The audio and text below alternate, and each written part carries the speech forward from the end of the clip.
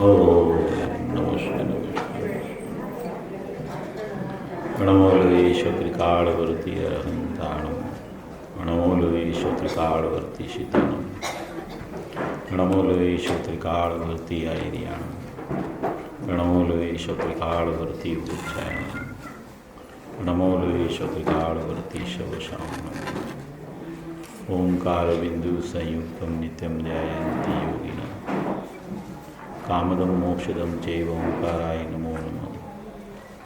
मंगलम भगवान वीरो मंगलम गौतमो गणे मंगलम कुंदकुंदार्यो जैनधर्मोस्तु मंगलम सर्वमंगल मांगल्यम सर्वकल्याणकारकम प्रधानम सर्वधर्माणं जैनम जयतु शासनम नमः शमैशाराय स्वानुभूत्या चकाशते चित्स्वभावाय भावाय सर्वभावांतरच्छिदे एगो में शाश्वतोपा ज्ञान दर्शन लखन शेषा में बाहिरा भावा सर्वे संयोग लखना ध्रुवचल ने अनुपम प्रतिपा मेल सर्वेशित ने वंदी कहूँ सुत केवड़ी कथिता समय प्रावृत तुम स्थापनि जिन मोक्ष पंथे ध्यान भवते हने तेमारी नित्य विहार कर नहीं विहर पर द्रव्यो विषय। ओम श्री नमः देवी नमः देवी नमः देवी।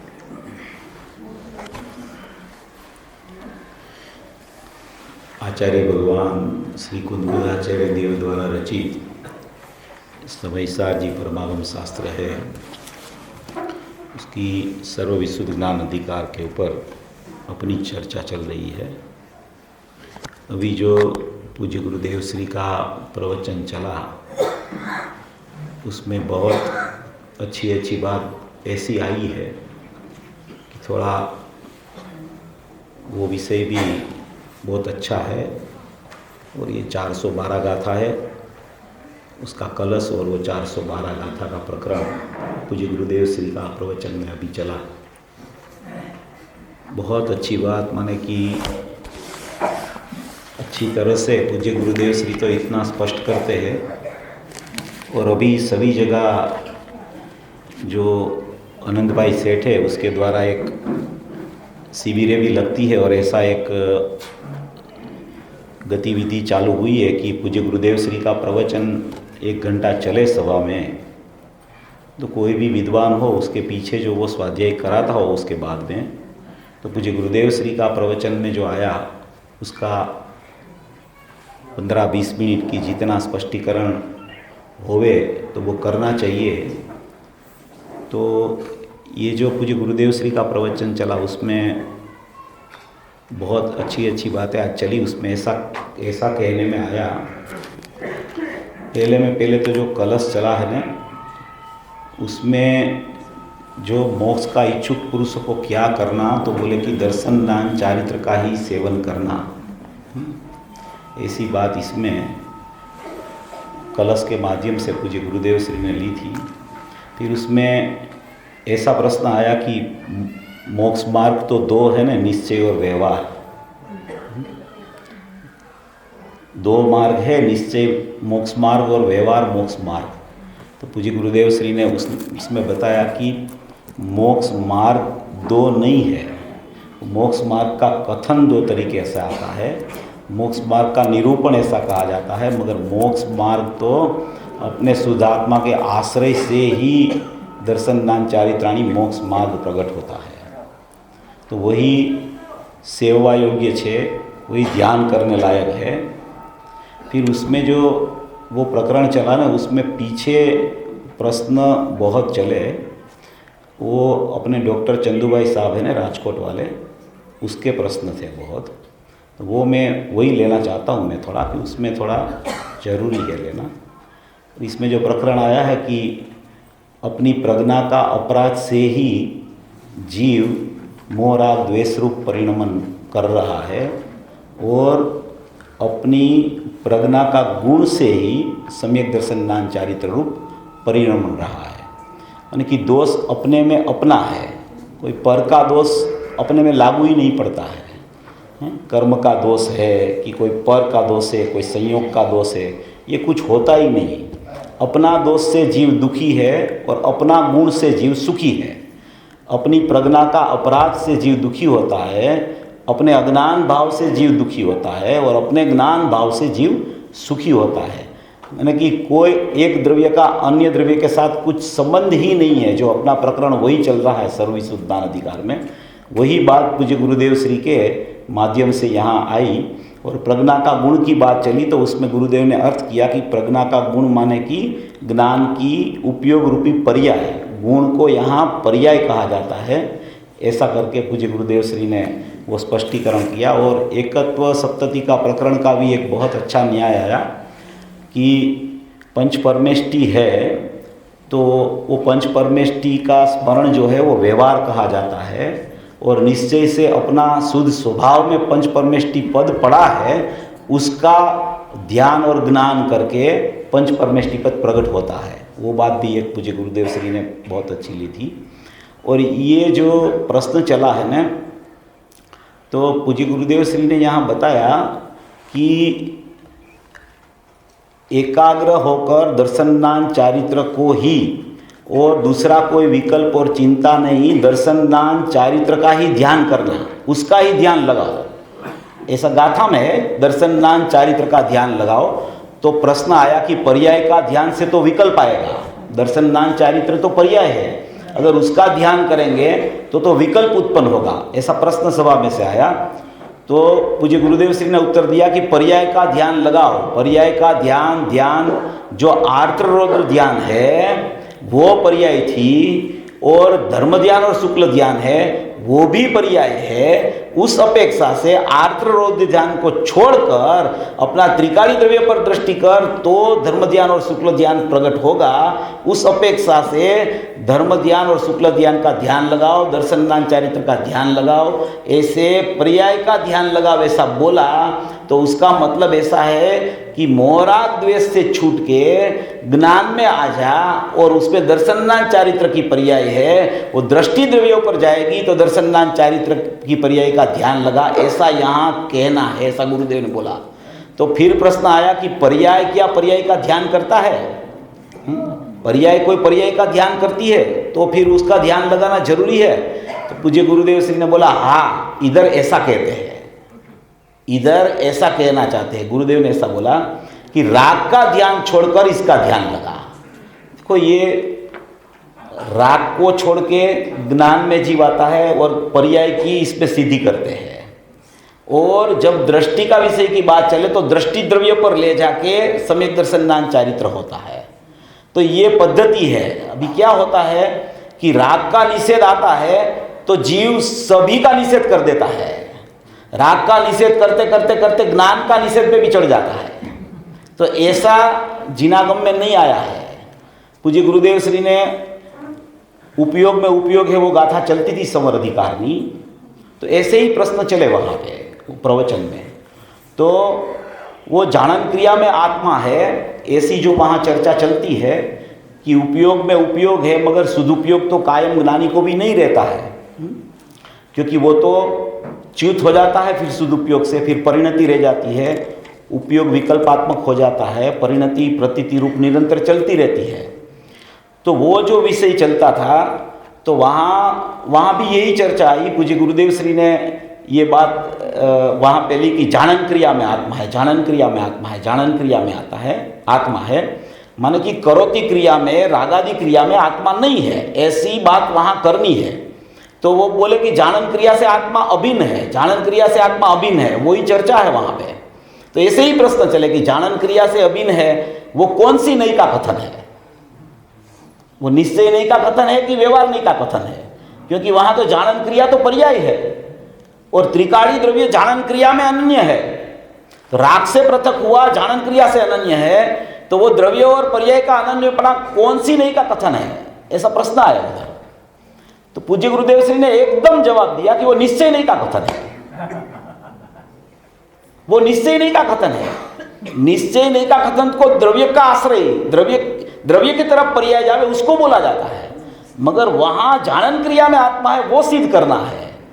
तो अधिकार कौन सा चलता है, उसमें गाथा कौन सी चलती है, शास्त्र कौन सा है, अधिकार कौन सा चलता है, गाथा कौन सी चलती है, उसमें सिद्ध क्या करना है, उस अपेक्षा से बातें सब चलती रहती है।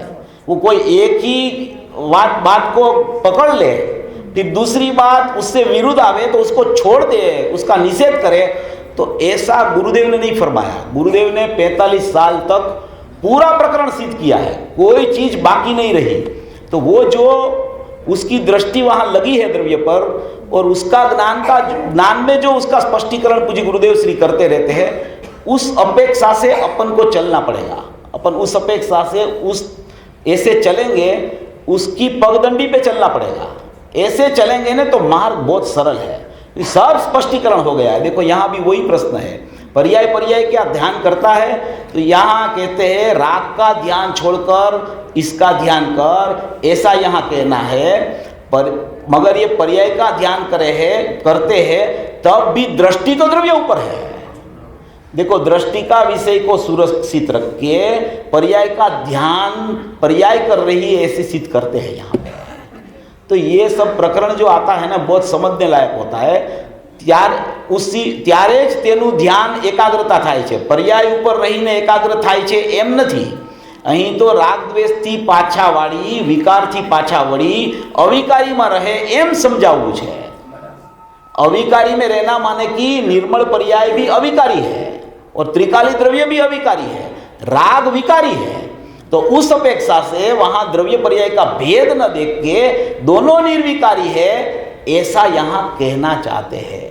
इसमें ऐसा नहीं समझ लेना कि वो निर्विकारी पर्याय भी पृथक हो गई है, विकार जैसे पृथक है, ऐसे नहीं होता है। निर्विकारी पर्याय ही इसे बोलते हैं कि जिसकी घोषणा ही ऐसी होती है कि मैं द्रव्य हूँ, मैं त्रिकाल चैतन्य परमात्मा हूँ, उसी को निर्विकारी पर्याय बोली जाती है। वहाँ अभेद में भेद भाषित नहीं होता है। अगर जिसको भेद दिखता है उसको अभेद नहीं दिखता है, ऐसा कहना चाहते हैं। तो फिर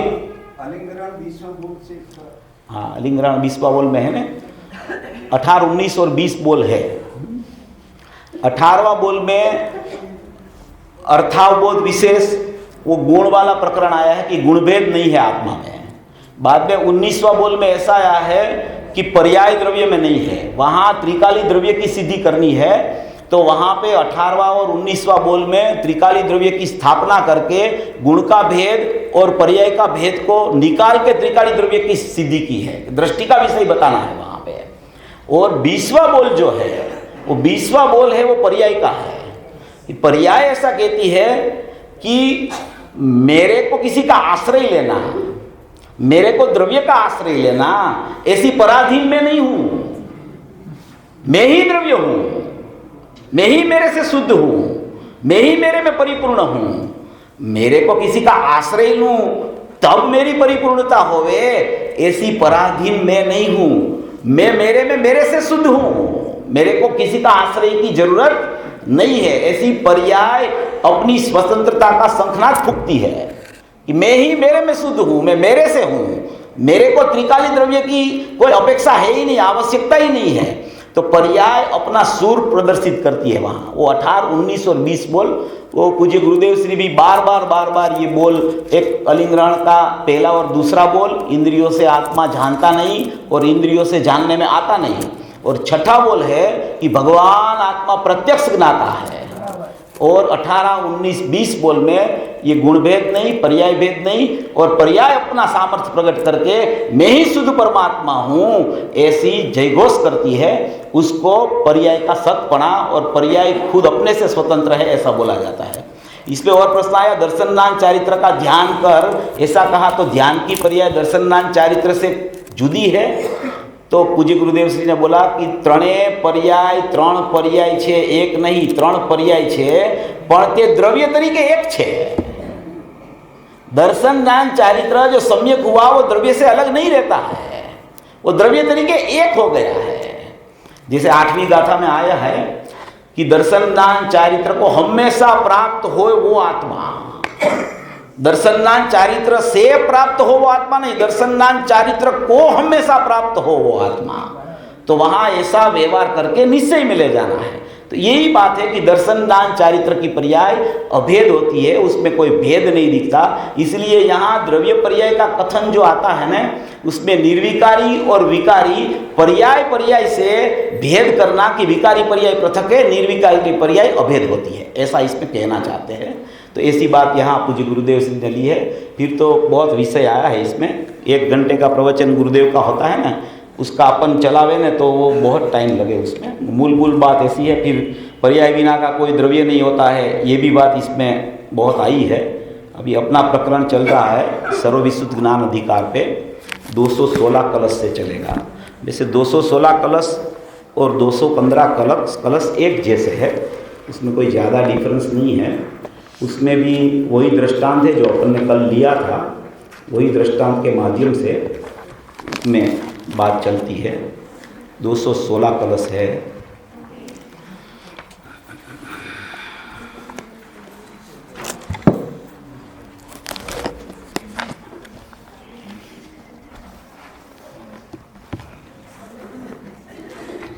शुद्ध द्रव्य स्वरस भवनात् की स्वभावस्य शेष अन्यद् द्रव्यं भवति यदि वा तस्य किं स्यात् स्वभाव ज्योत्स्नारूपं सनपयति भुवं नैव तस्यास्ति भूमि ज्ञानं ज्ञेयं कलयति सदा ज्ञेयं स्यास्ति नैव। 216वां कलश है। उसमें ये कहना चाहते हैं कि शुद्ध द्रव्य का आत्मद्रव्य का निज रस रूप स्वभाव में परिणमन होता है, इसलिए क्या शेष कोई अन्य द्रव्य उस ज्ञानादि स्वभाव का हो सकता है? अपने ही द्रव्य में अपना शुद्ध परिणमन चलता है, तो दूसरा कोई द्रव्य है, वो द्रव्य उस ज्ञानादि स्वभाव का क्या हो सकता है? तो कहते हैं कि नहीं हो सकता। अपना द्रव्य में अपना परिणमन अपने से चलता है, उसमें दूसरा द्रव्य की कोई अपेक्षा कि उससे कुछ परिणमन होता नहीं है। अथवा क्या वह ज्ञानादि स्वभाव किसी अन्य द्रव्य का हो सकता है? तो कि नहीं, वो ज्ञानादि स्वभाव कोई अन्य द्रव्य माने पुद्गल द्रव्य ज्ञेयों का कभी हो सकता नहीं है। अपना द्रव्य गुण पर्याय अपने में है, अपना द्रव्य है वो अपरिणामी है, गुण भी अपरिणामी है, और उसकी पर्याय है वो शुद्ध रूप परिणम रही है। तो उसमें अपना द्रव्य गुण पर्याय अपना चैतन्य स्वभाव में है, और पर का द्रव्य पर्याय पुद्गल द्रव्य उसका द्रव्य गुण पर्याय उसमें है। तो कि परमार्थ से एक द्रव्य का अन्य द्रव्य के साथ संबंध नहीं है। चांदनी का रूप पृथ्वी को उज्जवल करता है, तथापि पृथ्वी चांदनी की कदापि नहीं होती। ये कल अपन ने लिया था ये दृष्टांत। चांदनी का रूप पृथ्वी को उज्जवल करता है, तथापि पृथ्वी चांदनी की कदापि नहीं होती। इस प्रकार ज्ञान ज्ञेय को सदा जानता है, तथापि ज्ञेय ज्ञान का कदापि होता नहीं।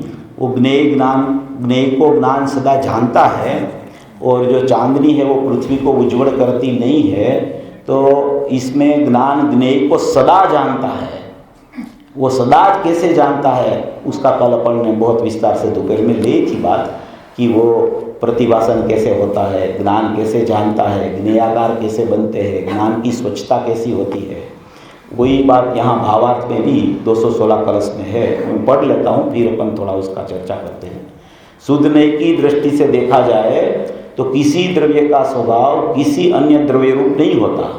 जैसे चांदनी पृथ्वी को उज्जवल करती है, किंतु पृथ्वी चांदनी की किंचित मात्र भी नहीं होती।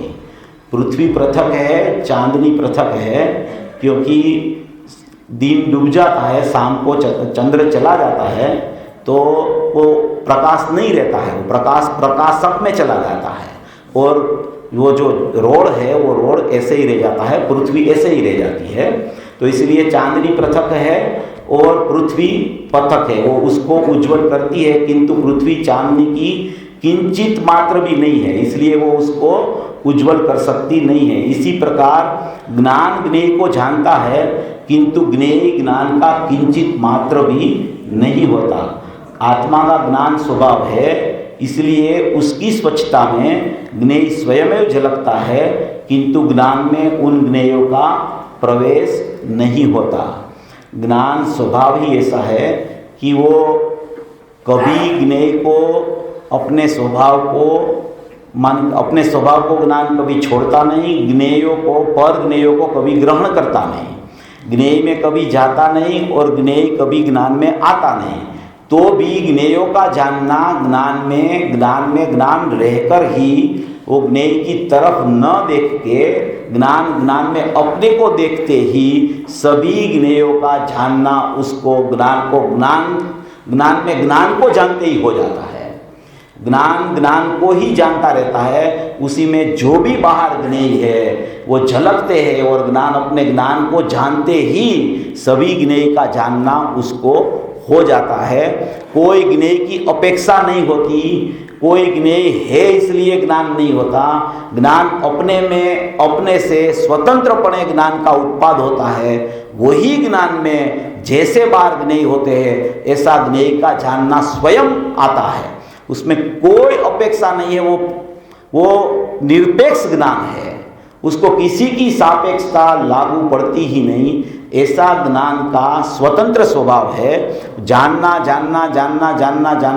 ऐसा ज्ञान का निरंतर स्वभाव रहता है। जाने बिना का ज्ञान रहता ही नहीं और कोई पर पदार्थ को लक्ष्य करके कभी ज्ञान जानता नहीं। ज्ञान अपने में रह के, अपनी सत्ता में रह के, अपना क्षेत्र न छोड़ के, अपना प्रदेश न छोड़ के, कोई भी ज्ञेय हो उसका जानना ज्ञान में रह के कर लेता है। उसी को बोला जाता है कि ज्ञान ज्ञेय को जानता है मगर ज्ञेय ज्ञान में नहीं आते हैं और ज्ञान ज्ञेय में जाता नहीं है, किंतु ज्ञान में उन ज्ञेयों का प्रवेश ही नहीं होता।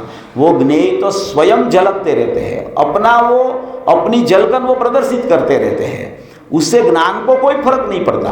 कितने भी ज्ञेय झलक जाए हैं। उस समय सार में पीछे 14 भंग आते हैं। 14 भंग 247 कलश से शुरू होता है, परिशिष्ट है ना, उसमें इसकी चर्चा बहुत आई है, बहुत चर्चा आई है उसमें ऐसा आया है कि अभी ज्ञान का प्रतिबिंब होता है तो ज्ञेय का प्रतिबिंब होता है ज्ञान में, तो कोई ऐसा सोचता है कि ये ज्ञान में से इसको निकाल दूँ तो मेरा ज्ञान स्वच्छ हो जाएगा, तो मेरा ज्ञान शुद्ध हो जाएगा। अरे भैया, वो ज्ञान में प्रतिबिंब उसका है ही नहीं सचमुच में। अभी तू किसको निकालेगा? उसको निकालने जाएगा तो ज्ञान ही निकल जाएगा। ज्ञान तो स्वयं ज्ञान रूप है। उसमें ऐसा दोष बताया है सब। 14 कलश है, ये साल में एक बार ये कलश पूज्य गुरुदेव श्री के मुख से ये सुनना चाहिए। इसमें बहुत ये विषय का स्पष्टीकरण है, इतना स्पष्टीकरण है। स्वपर प्रकाशक स्वभाव का स्पष्टीकरण, ज्ञान का जानना कैसे चलता है उसका स्पष्टीकरण, ज्ञान का स्वभाव जानने रूप कैसे परिणमता है उसका स्पष्टीकरण, ज्ञेय ज्ञान में आते हैं कि नहीं, ज्ञेय पृथक रह के भी ज्ञान में ज्ञेय का जानना कैसे हो जाता है उसका स्पष्टीकरण। ये पूरा द्रव्य क्षेत्र कार भाव नित्य अनित्य वो सब 14 भंग से उसमें बहुत अच्छी चर्चा उसमें आई है। तो यहाँ कहना चाहते हैं कि आत्मा का ज्ञान स्वभाव है, इसलिए उसकी स्वच्छता में ज्ञेय स्वयं झलकता है और किंतु ज्ञान में उन ज्ञेयों का प्रवेश कभी होता ही नहीं। देखो, ज्ञान आत्मा का स्वभाव है और जो ज्ञेय है माने कि पुद्गल है वो उसके स्वभाव में रहता है, संयोग है वो उसके स्वभाव में रहता है। ज्ञान आत्मा का स्वभाव है और वो पृथक द्रव्य है और वो पृथक द्रव्य है, उसके एक दूसरे का कुछ लेना देना होता ही नहीं है। मगर भ्रांति खड़ी क्यों होती है कि ऐसी स्वच्छता बच गई है ज्ञान की, तो स्वच्छता में झलकना बंद ही नहीं होता है, वो झलकन तो आती ही रहती है। झलकन आती है इसलिए उसको ऐसा लगता है कि ये मेरे में आ गया ज्ञान, ये ज्ञेय से कुछ मेरे में फेरफार हो गया, ऐसा ज्ञेय आया न तो ज्ञान में अच्छा हुआ, ऐसा ज्ञेय आया न तो ज्ञान मेरा थोड़ा अशुद्ध हो गया। ऐसी भ्रांति चलती है जीव को। दर्पण के सामने अपन खड़े रहे, दर्पण के सामने हैं तो वो दर्पण में अपना मुंह दिखाई देता है, अपन खड़े रहते हैं तो अभी दर्पण में मुंह दिखाई देता है तो ये मुंह दर्पण में है कि वो दर्पण का मुंह है? वो तो दर्पण ही है। ये मूवी उस दर्पण की स्वच्छता को प्रसिद्ध करता है, मगर ऐसा ही ज्ञान वहां देख के उसको ऐसा हो जाता है कि ये ज्ञान में ये चीज आ गई है, ये ज्ञान में ये चीज प्रवेश कर गई है, प्रविष्ट हो गया है, उसका प्रवेश कुछ होता ही नहीं है, ये पृथक पृथक चीज है दोनों। ऐसा इस पे समझाना चाहते हैं कि स्वयं झलकने पर भी ज्ञान मलिन नहीं होता है, ज्ञान अपनी स्वच्छता छोड़ता नहीं है और ज्ञेय रूप कभी होता नहीं है। जैसे परगे जानने में आते हैं, उसी समय ज्ञायक भी जानने में आता है। ज्ञायक और ज्ञान तो कथनचित अनन्य ही है, इसलिए वो तो कभी जानना उसका छूटता ही नहीं, वो जानने में आ ही रहा है मगर उसको स्वीकार ही नहीं आता है।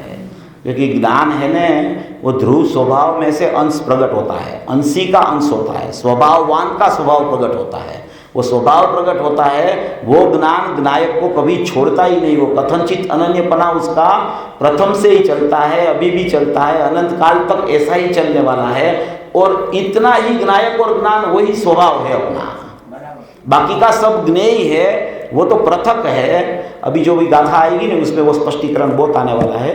366 से 3771 उसमें सम्यक दृष्टि की गाथा है, उसमें जड़ चेतन की परिभाषा और जड़ चेतन का संबंध क्या है, क्या संबंध नहीं है, वो आएगा। अभी 217 कलश है। राग द्वेष द्वयमुदयते तावदेतन्न यावत् ज्ञानं ज्ञानं भवति न पुनर्बोधयता याति बोध्यं ज्ञानं ज्ञानं भवतु तदिदं न्यकृत्वा ज्ञानभावं भावभावो भवति तिरयन् येन पूर्णस्वभावः।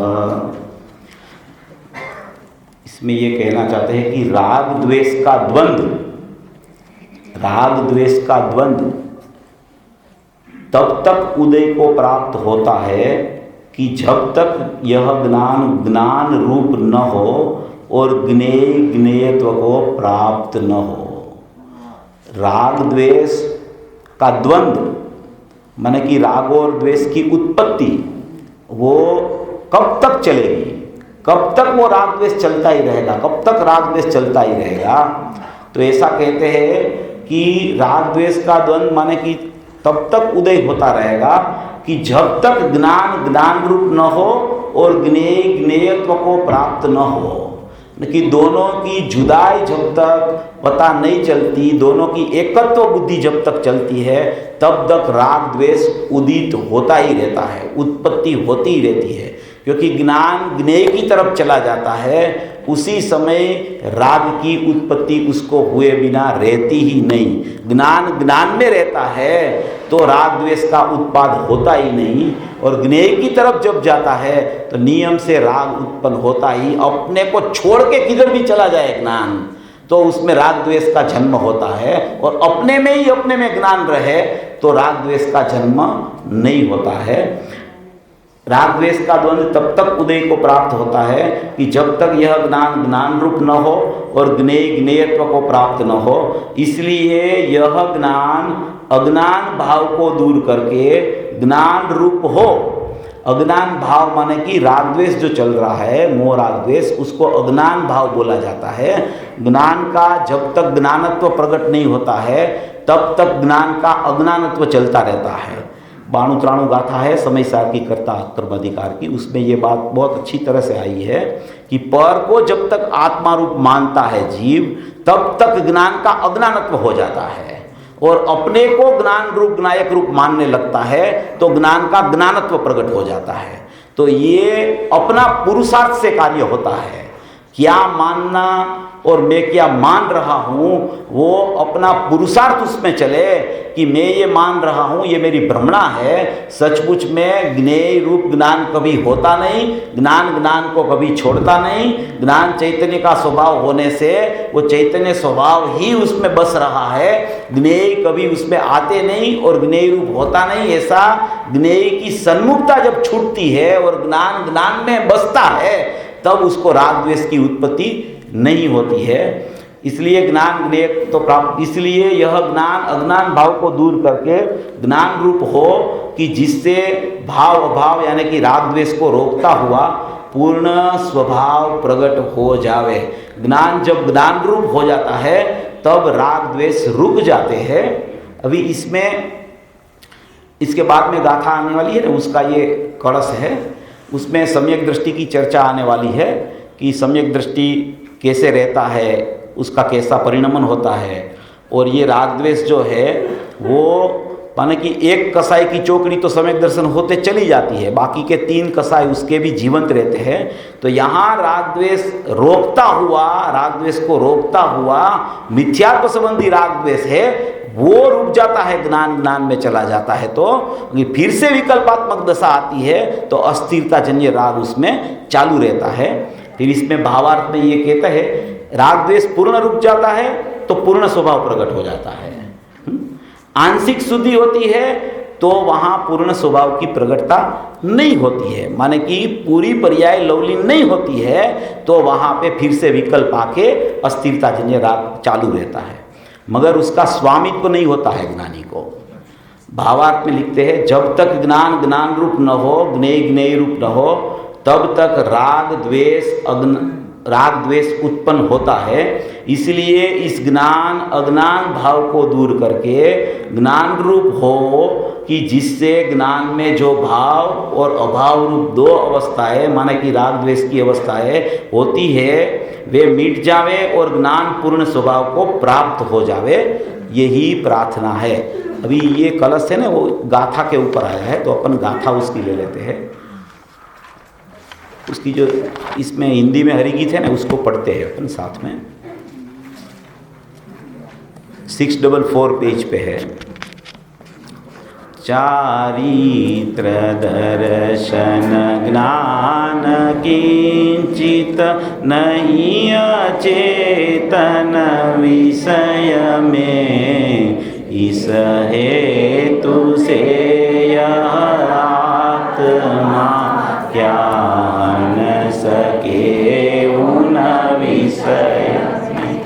चारित्र दर्शन ज्ञान किंचित नहीं अचेतन कर्म में, इस हेतु से यह आत्मा क्या आन सके उन कर्म में। चारित्र दर्शन ज्ञान किंचित नहीं अचेतन काय में, इस हेतु से यह आत्मा क्या मान सके उन काय में। हे ज्ञान का सम्यक्त्व चारित्र का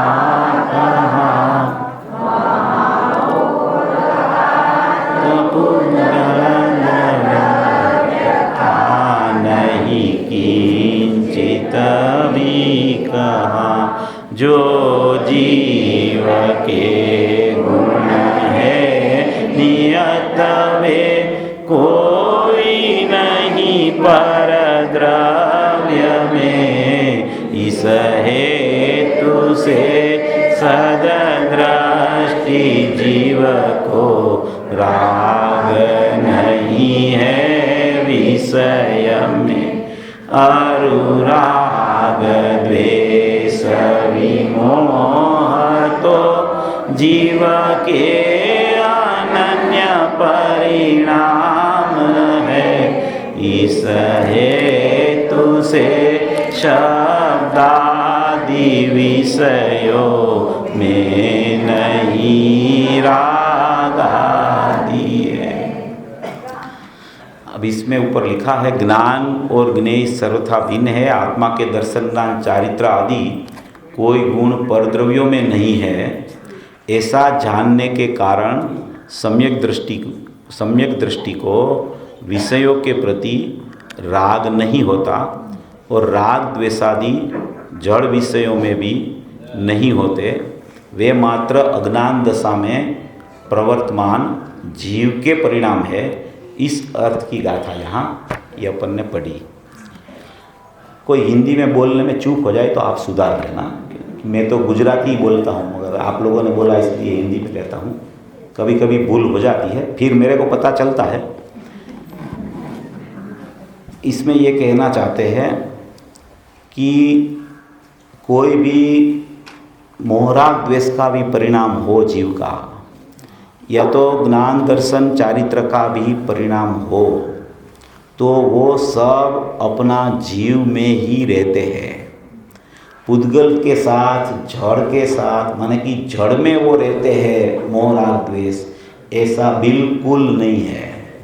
यहाँ अज्ञान दशा, अज्ञान भाव से ऐसा भाव अपनी ही पर्याय में चलता है, ऐसा कहना चाहते हैं। जीव और पुद्गल की पृथक पृथक सत्ता है, उसको यहाँ सिद्ध करना है। और जो ऐसी जीव और पुद्गल की पृथक पृथक सत्ता समझ लेता है, उसको वो अपने प्रमाण के द्रव्य में आ जाता है, और फिर उसको पता चलता है कि मेरे ही अज्ञान के कारण ये राग द्वेष मोह हो रहे हैं। अगर मेरा ज्ञान प्रकट हो जाएगा तो ये मोह राग द्वेष की जगह वितरागता जन्म लेगी।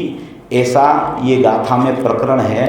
फिर उसमें सम्यक दृष्टि हो जाता है, तो सम्यक दृष्टि को राग होता है कि नहीं, और उसको राग होता है तो भी उसका स्वामित्व उसको क्यों नहीं होता है, वो अपने आत्मा में ही क्यों रहता है। और राग, इसको एक बार राग को पृथक करके, राग को छोड़ के अपने आत्मा के साथ अभेद होकर परिणमन हो गया, फिर उसको राग क्यों आता है, फिर उसको प्रकट क्यों राग आता है।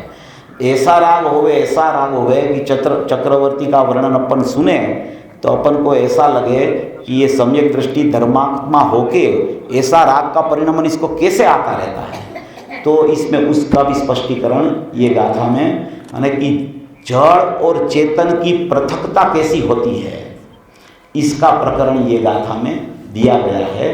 और सम्यक दृष्टि उसको कैसे जानता है, सम्यक दृष्टि का परिणमन उस समय भी कैसा रहता है जब राग की अस्थिरता जन्य राग की स्थिति भी उपस्थित होती है, तब भी सम्यक दृष्टि की दृष्टि कहाँ है, उसका ज्ञान कहाँ है, और अस्थिरता भी चलती है तो भी वो किस तरीके से उसको जानता रहता है, वो सभी प्रकरण इसमें आया है।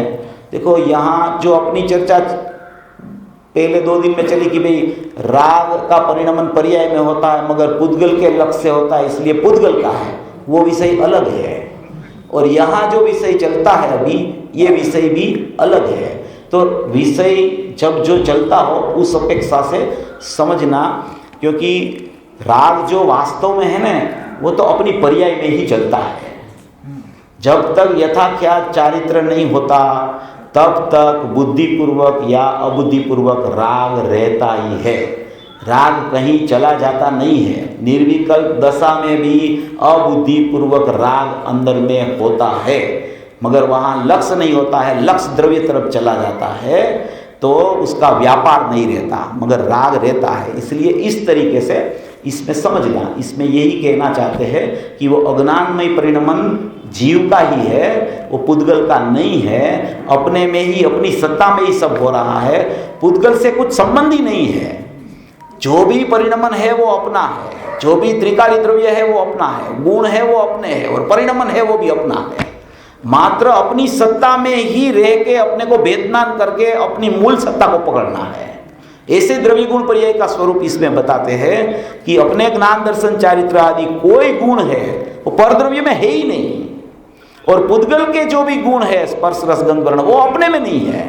तो इस अपेक्षा से जीव और पुद्गल की पृथकता सदैव रहती है, सदाई रहती है, कभी वो एक होते ही नहीं है। एक क्षेत्राओं का दिखते हुए भी वो एक होते नहीं कभी। राग संयोग रूप दिखते हुए भी वो संयोग उसको क्यों कहा गया, स्वभाव की अपेक्षा से, मगर वो परिणमन अपनी पर्याय में चलता है। ऐसा इस पे कहना चाहते हैं कि ज्ञान और ज्ञेय सर्वथा भिन्न है, आत्मा के दर्शन ज्ञान चारित्र आदि कोई गुण परद्रव्य में नहीं है। ऐसा जानने के कारण सम्यक दृष्टि को विषयों के प्रति राग नहीं होता। सम्यक दृष्टि को विषयों के प्रति राग नहीं होता और राग द्वेष आदि जड़ विषयों में भी नहीं होता। सम्यक दृष्टियों को राग नहीं होता विषयों का, और राग द्वेष जो है वो जड़ विषय में नहीं है, ऐसी बात कहना चाहते हैं। वे मात्र अज्ञान दशा में प्रवर्तमान जीव के परिणाम है। सम्यक दृष्टि की अलग चर्चा है, अज्ञान दशा में प्रवर्तमान जो जीव है उसकी अलग चर्चा है। अभी उसकी टीका पढ़ते हैं। उसमें ऊपर लिखा है, राग द्वेषादि न तो सम्यक दृष्टि आत्मा में है और न जड़ विषयों में, वे मात्र अज्ञान दशा में रहने वाले जीव के परिणाम है। जब तक अज्ञान दशा चलती है तब तक अपने परिणाम में राग चलता ही रहता है, और राग द्वेषादि न होने से सम्यक दृष्टि आत्मा में राग द्वेषादि नहीं है। वो कौन सी अपेक्षा है कि वो दृष्टि अपेक्षा की बात है। दृष्टि अपेक्षा से सम्यक दृष्टि का तो दृष्टि मोक्ष हो गया है।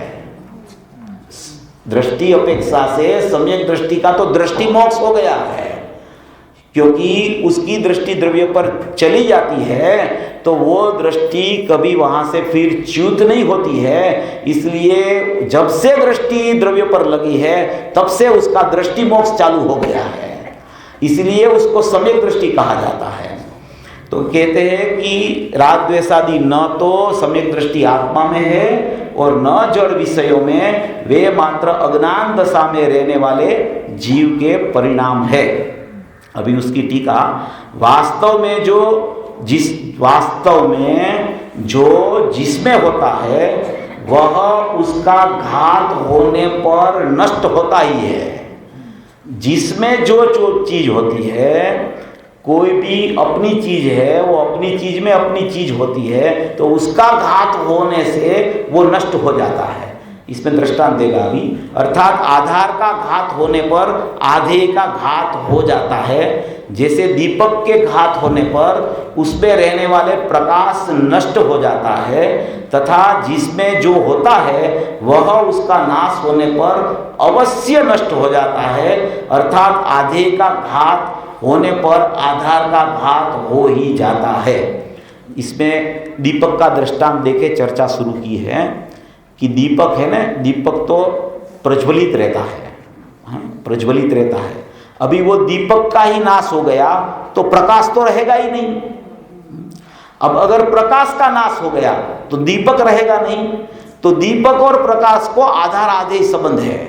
अपने में अपनी वस्तु में आधार आधेय संबंध होता है, पृथक वस्तु के साथ आधार आधेय संबंध कभी हो सकता नहीं है। आधार त्रिकाली द्रव्य और आधेय पर्याय, और कोई जगह पे पर्याय को भी आधार बोला जाता है और आधेय द्रव्य को भी बोला जाता है। ऐसे आधार आधेय संबंध अपने द्रव्य और पर्याय के साथ में चलता रहता है। तो जहां समझ लो कि आधेय का घात हो गया तो आधार नहीं रहा, और आधार का घात हो गया तो आधेय भी नहीं रहा, ऐसा समझाना चाहते हैं। जैसे दीपक के घात होने पर उसमें रहने वाला प्रकाश नष्ट हो जाता है, तथा जिसमें जो होता है वह उसका नाश होने पर अवश्य नष्ट हो जाता है। अर्थात आधे का घात होने पर आधार का घात हो ही जाता है। जैसे प्रकाश का घात होने पर दीपक का घात हो जाता है, और जो जिसमें नहीं होता वह उसका घात होने पर भी नष्ट नहीं होता। जिसमें जो चीज ही नहीं है, जैसे उसमें घट नहीं है, जैसे घड़े का नाश होने पर घट प्रदीप का नाश नहीं होता। घड़े का नाश हो गया, घड़े में समझ लो कि दीपक को अंदर रखा, अभी घड़े का नाश हो गया तो वो तो घड़ा तो पृथक चीज है, उसके साथ कुछ उसका आधार आधेय संबंध है ही नहीं। दीपक का और उसके प्रकाश का अपने में आधार आधेय संबंध होने पर घड़ा में दीपक को रख दिया तो भी वो घड़े का नाश होने पर दीपक का या तो दीपक के प्रकाश का नाश कभी हो ही नहीं सकता, क्योंकि दोनों पृथक पृथक चीज है। 67 गाथा में आया है ना, समीसा की 67 गाथा में, घी का घड़ा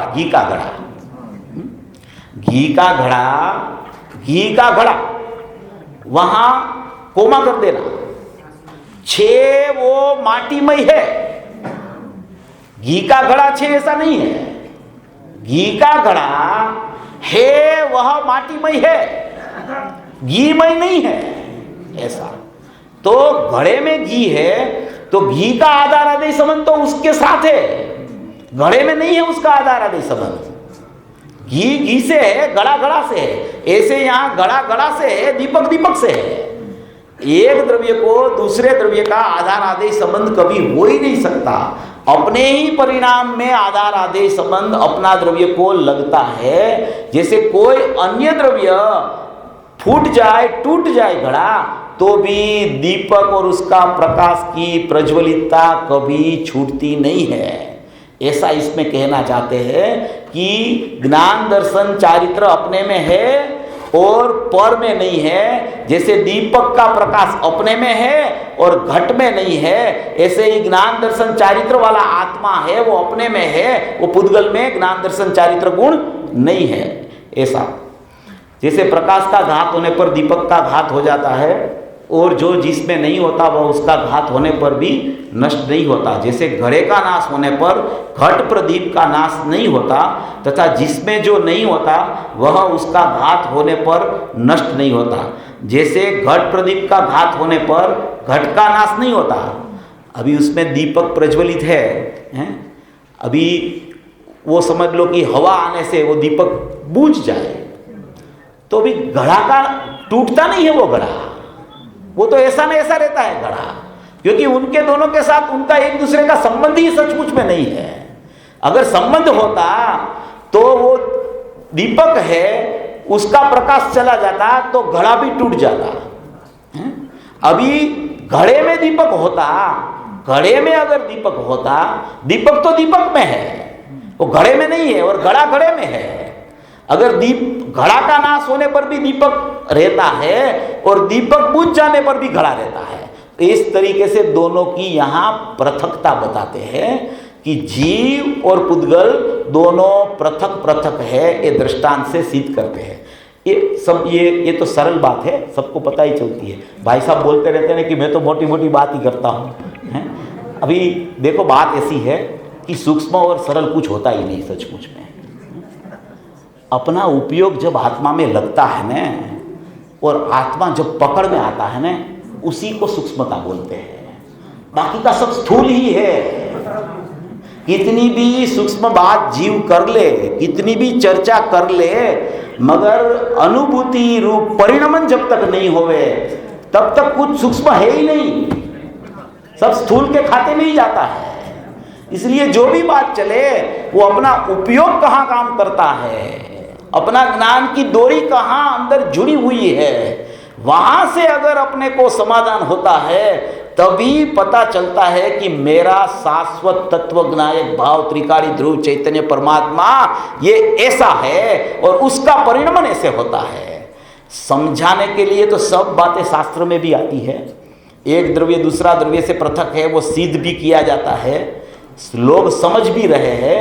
मगर क्या है कि ये समझ के निर्णय की भूमिका और जो प्रयोग करना चाहिए वो जब तक जीव प्रयोग नहीं करता तब तक ये बात कितनी बार भी सुन ले, ये कितनी बार सुनी होगी ना ये बात, तो ये पहली बार थोड़ी चलती है।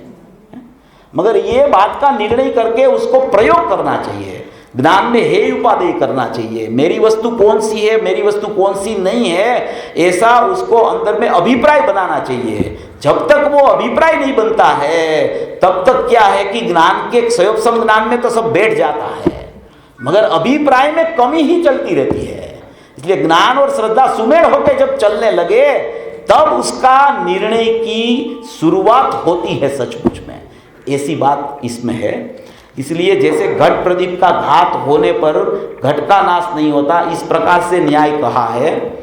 अब आत्मा के धर्म दर्शन ज्ञान और चारित्र पुद्गल द्रव्य का घात होने पर भी नष्ट नहीं होते, और दर्शन ज्ञान चारित्र का घात होने पर भी पुद्गल द्रव्य का नाश नहीं होता। यह तो स्पष्ट है, माने कि एक द्रव्य दूसरा द्रव्य के साथ कभी मिलित नहीं हो सकता, दोनों द्रव्य पृथक पृथक ही रहते हैं। आत्मा का ज्ञान दर्शन चारित्र आत्मा में रहता है, पुद्गल का जो पुद्गल की पर्याय है उसमें रहती है।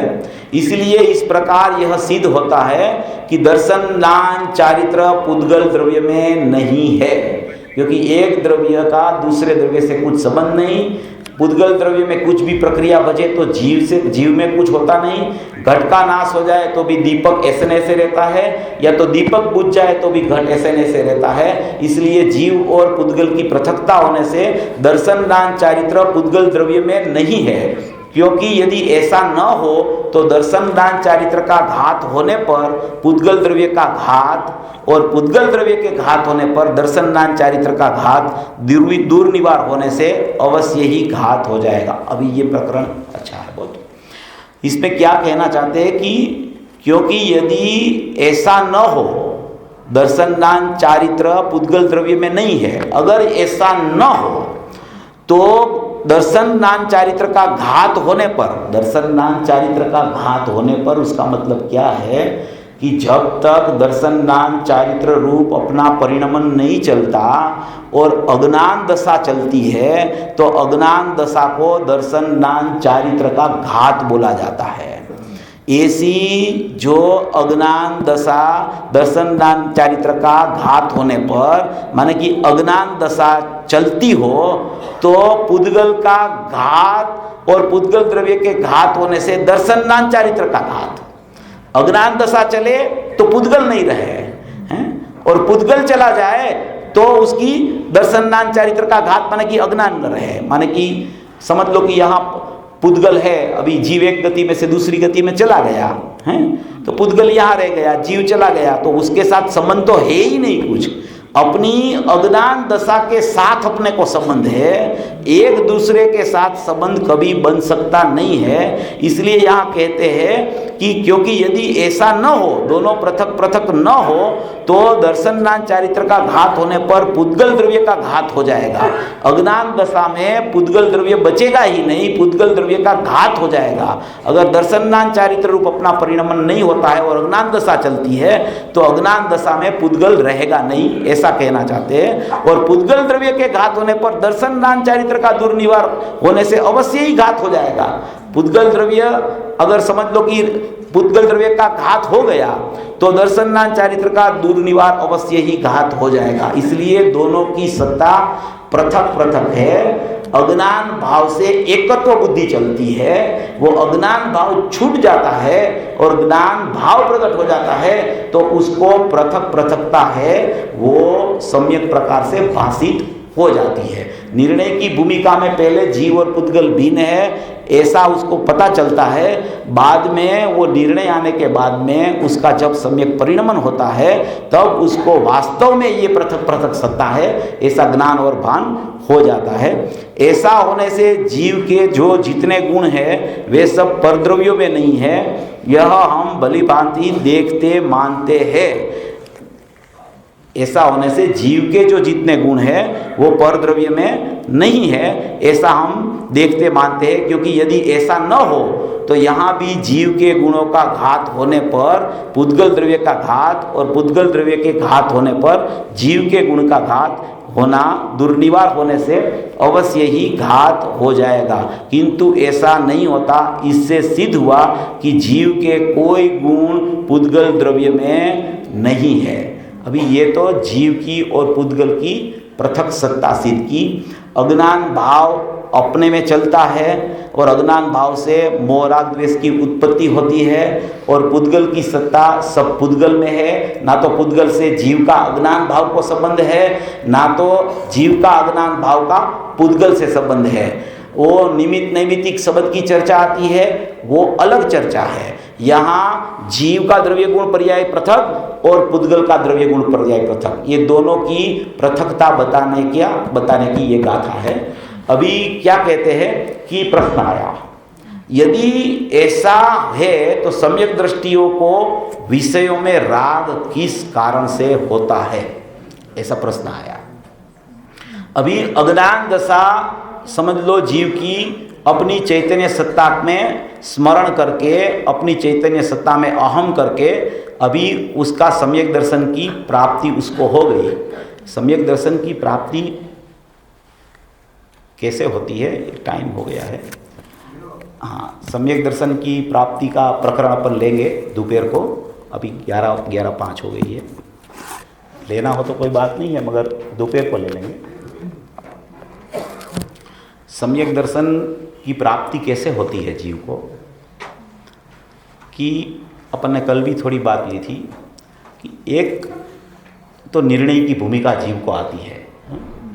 ज्ञानियों की वाणी जीव सुनता है और उसकी विचार दशा एकदम जो ज्ञानी पुरुष फरमाते हैं ऐसे उसकी विचार दशा एक चालू हो जाती है अंदर में। क्योंकि सम्यक दृष्टि पुरुष जो विश्लेषण करते हैं तो सम्यक दृष्टि पुरुष मात्र उपदेश नहीं देते हैं, उपदेश के साथ वो उपाय भी बताते हैं कि तेरा द्रव्य तो ऐसा है, तेरा शुद्ध परमात्मा तो ऐसा है, तू भगवान आत्मा त्रिकाड़ी तो ऐसा है, मगर उसके पास जाना, उसका अभेद परिणमन तक पहुंचना, उसका उपाय क्या है, वो उपाय सम्यक दृष्टि बता सकता है। जैसे पूज्य गुरुदेव श्री है, वो अपने को उपाय बताते हैं कि इसका उपाय क्या।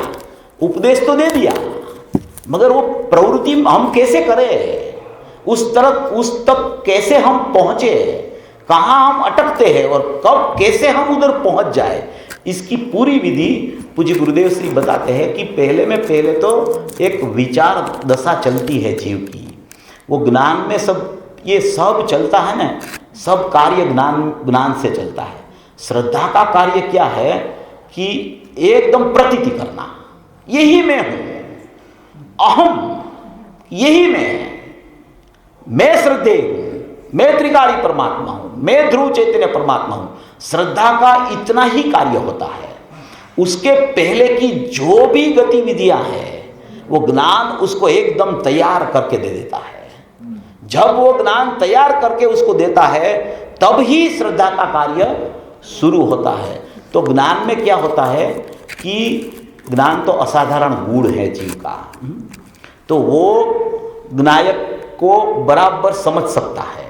दूसरे गुणों, जितने भी गुण हैं, इवन श्रद्धा गुण भी है, श्रद्धा, चारित्र, सुख, वीर्य, प्रभुत्व, विभुत्व, जो भी गुण है उसमें किसी में जानने की शक्ति नहीं है। वो कुछ जानता नहीं है गुण। श्रद्धा को पता नहीं है कि मैं क्या हूं, मैं किस तरफ परिणम रही हूं।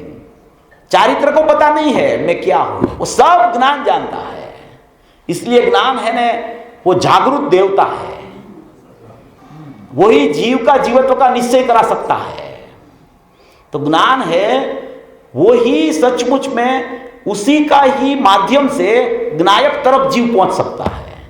उसकी बहुत अच्छी विधि है। अपन थोड़ा टाइम इसमें लगेगा, 15-20 मिनट अपन दोपहर को ले लेंगे। यानी कि ज्ञान असाधारण गुण है, वो जागता देव है, जीव का जीवत्व का निश्चय कराता है। निर्णय के काल में ज्ञान और श्रद्धा पृथक हो जाता है, ज्ञान में परोक्ष अनुभूति चालू हो जाती है, तब भी श्रद्धा में राग हुए से श्रद्धा करती रहती है। ऐसा सब प्रकरण है, वो सब अपन लेंगे। पूज्य गुरुदेव श्री ने यही बात का बहुत खुलासा किया है। 17-18 गाथा का प्रवचन, वो 181, 82, 83 गाथा, 92-93 गाथा, ये 356 से 365 गाथा, 19वीं गाथा, ये सब गाथाएँ बहुत प्रयोजनभूत है। 69-70 गाथा, 71 गाथा, ये सब गाथाओं में ये सब प्रयोग विधि बताई है। प्रयोग कैसे करना, बात तो समझ में आ गई, मगर प्रयोग कैसे करना, उसकी विधि अपन